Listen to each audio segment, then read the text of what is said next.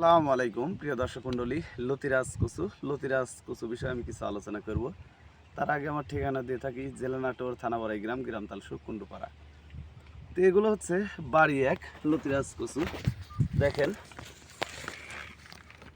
লতি বের হয়েছে প্রত্যেকটা গাছেই, ব্যাপক অঙ্কের লতি বের হয়েছে।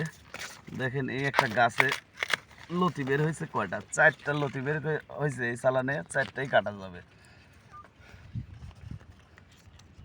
প্রত্যেকটি গাছে দেখেন সুন্দর পর্যাপ্ত পরিমাণ লতি বের হয়েছে বাড়ি এক লতিরাজ কচুতে।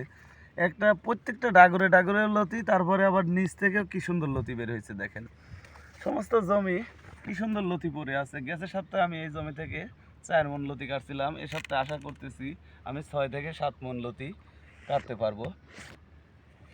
তো এখানে আমার 6000 কচুর চারা রোপণ করা আছে। 6000 কচুর চারা রোপণে আশা করা যায় আমি একটা ভালো বেনিফিট আমি পাবো। কারণ হচ্ছে অরিজিনাল যদি বাড়ি এক লতিরাজ কচু হয় তাহলে আপনারা অবশ্যই কচুতে ভালো লাভবান হতে পারবেন। দেখেন প্রত্যেকটি গাছে কি সুন্দর লতি হয়ে আছে, ডাগরে ডাগরে লতি হয়ে আছে, তারপরে ইয়াতে লতি আছে। প্রতি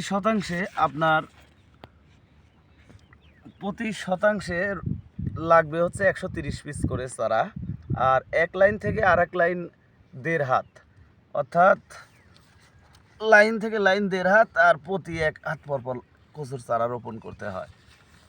আর আপনারা কচু চাষের জন্য কি সার দেবেন?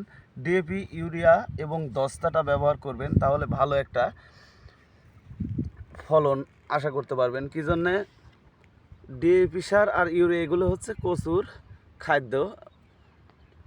আর আপনারা যখন অন্য জিনিস দামি জিনিস দিয়ে আপনারা কচু চাষে ভালো লাভবান হতে পারবেন না। কারণ হচ্ছে কম দামি দস্তাটা বেশি ব্যবহার করবেন আর সারের সংখ্যা বেশি ব্যবহার করবেন, অটোমেটিকলি দেখবেন যে গাছে পর্যাপ্ত পরিমাণ লতি এসে গেছে।